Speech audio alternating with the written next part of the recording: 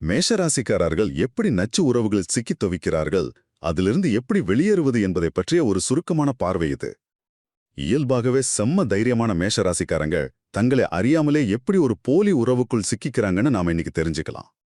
முதலாவதாக இவங்களோட அந்த அதீத நம்பிக்கை தாங்க இவங்களை சிக்க வைக்குது. செவ்வாயோட ஆதிக்கத்துல பிறந்த இவங்க ராகுவோட மாய வலையில விழும்போது, கவலைப்படாத, நான் உன்னை காப்பாத்துறேன் அப்படின்னு சொல்லி தேவையில்லாத பொறுப்பை தலையில தூக்கி வச்சுப்பாங்க. ஊரே அந்த நபர் மோசமானவர்னு சொன்னாலும், இல்ல நான் உங்களை துருத்துவேன் நம்பி தங்களையே அழிச்சுப்பாங்க.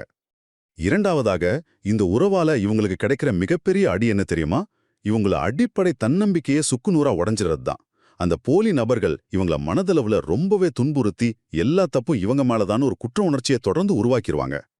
மேஷராசிக்காரங்க சண்டைக்கு பயப்பட மாட்டாங்க. ஆனா பொது இடத்துல தங்களை அவமானப்படுத்திடுவாங்களோங்கிற அந்த ஒரு பயத்துல தான் இதிலிருந்து வெளியே வர முடியாம தவிப்பாங்க.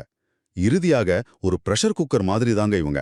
பொறுத்து பொறுத்து பார்த்துட்டு இந்த உறவு தங்களை ஒட்டுமொத்த உலகத்திலிருந்தே பிரிக்குதுன்னு உணரும்போது அப்படியே வெடிச்சு சதுருவாங்க. யார காப்பாத்த நினைச்சோமோ அவங்களே நமக்கு குழி தோன்றாங்கன்னு முழுமையா புரியுற அந்த நொடிதான் அவங்க அந்த உறவை விட்டு வெளியே வரத்துக்கான ஒரு திருப்புமுனை. போலி நபர்களை காப்பாத்துறதை விட்டுட்டு உங்களோட அந்த பழைய தைரியத்தை திரும்பவும் கையில எடுத்து அந்த நச்சு உறவுல இருந்து உடனே வெளியே வர்றது மட்டும்தாங்க உங்களுக்கான ஒரே நிரந்தர தீர்வு.